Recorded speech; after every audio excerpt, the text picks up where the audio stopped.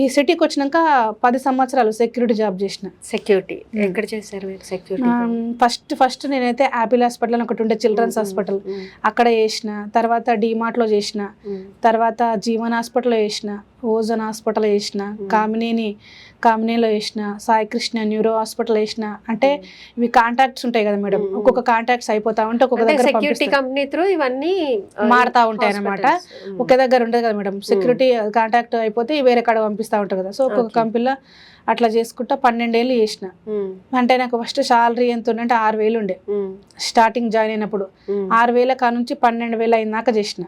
12,000 salary ఎత్తుకున్నాక అంటే 12 ఏళ్ళు చేసినాక బాబా అప్పటి వరకు ఇంటర్ దాకా 10th వరకు చదివించిన. 10th వరకు మొత్తం ప్రైవేట్ చదివించిన. తర్వాత కాలేజీలో జాయిన్ చేయాలంటే ఈ డబ్బులు సరిపోవు కదా మేడం. సో ఆ డబ్బులు సరిపోవు కాబట్టి జొమాటో డ్యూటీ ఎంచుకోవాల్సి వచ్చింది. జొమాటోలో అంటే మనం మన చేతుల పని కదా, ఎక్కువ ట్రిప్స్ కొడితే ఎక్కువ డబ్బులు వస్తాయి, తక్కువ చేస్తే తక్కువ వస్తాయి. హార్డ్ వర్క్ చేయొచ్చు కదా, హార్డ్ వర్క్ చేస్తే ఎక్కువ. అంటే ఇక్కడ ఇప్పుడు 12,000 సంపాదిస్తున్నా, జొమాటోలో 25,000 సంపాదిస్తున్నా. 25,000 సంపాదిస్తే కొంచెం ఎక్కువనే కదా, కొంచెం ఒక 5,000 ఎక్కువ వచ్చినట్టే కదా అనేసి ఇది చేసిన అనమాట. జొమాటోలో 2-3 సంవత్సరాలు చేసిన మేడం. జొమాటోలో అవార్డు వచ్చింది. సెక్యూరిటీ జాబ్ చేసేటప్పుడు కూడా రివార్డ్స్ వచ్చినాయి, మనీ రివార్డ్స్.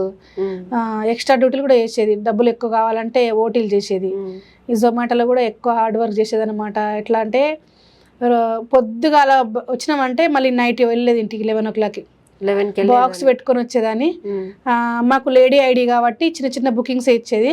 స్టార్టింగ్ లో ఫస్ట్ నాకు లైసెన్స్ లేకుంటే బాయ్ ఐడి మీద చేసిన, వేరే వాళ్ళ అబ్బాయిల మా తమ్ముని ఐడి మీద చేసిన. లాంగ్ పడేది, చాలా చీకట్లో కూడా పడేది, భయం వేసేది. భయపడకుండా కూడా అట్నే పోయి డెలివరీ అయితే ఇచ్చొచ్చేది. ఒకసారి చాలా చీకటి అడవిలో పడ్డది, అయినా కానీ పోయి ధైర్యంగా ఇచ్చొచ్చిన.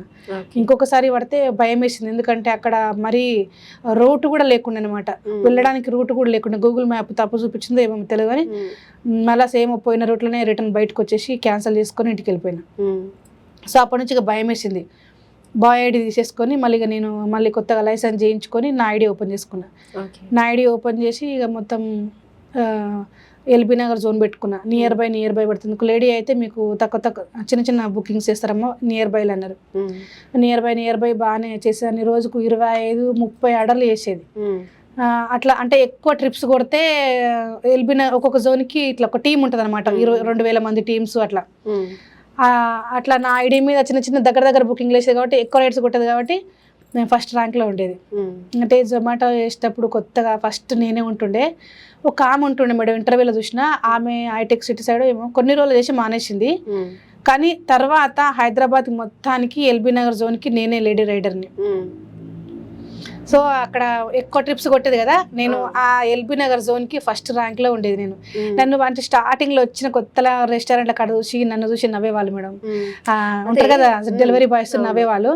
మా ఇళ్ళకి కూడా వచ్చారు లేడీస్. ఇక మన వల్లనే అయితే లేదు, పొద్దుకులు బండి నడుపుతుంది, ఈమెం నడుపుతుంది, ఈమెం చేస్తుంది, కొన్ని రోజులు చేస్తుంది మానేస్తుంది అనుకునేవాళ్ళు. అట్లాంటిది 3 సంవత్సరాలు చేసిన. అట్లా అని నన్ను చూసి నవ్వుకొని గుసగుసలు చెప్పుకుంటా నవ్వుకున్న వాళ్ళే. నేను పడ్డ కష్టం, నేను ఎక్కువ ట్రిప్స్ కొట్టి నేను ఫస్ట్ ర్యాంక్లో ఉంటే అంటే నా క్యారెక్టర్ గుర్తుపడతారు కదా, ఒకటే ఏరియాలో రోజు తిరుగుతుంటాం కదా, మన క్యారెక్టర్ ఏంది మనం ఏందని తెలుసుకున్నా అప్పుడు అందరు నన్ను అక్క అని పిలవడం స్టార్ట్ చేశారు. అక్క అని. ఆ అక్క అనే పేరు ఇప్పుడు క్యాబ్ డ్రైవర్ చేస్తున్నా కానీ ఆ అక్క అనే పేరు వచ్చింది. ప్రతి ఒక్కరు నన్ను అక్క అని పిలుస్తారు. కస్టమర్లు కూడా నాకట చిన్నవాళ్ళు అయితే అక్క అంటారు, కస్టమర్స్ కూడా అక్క అంటారు.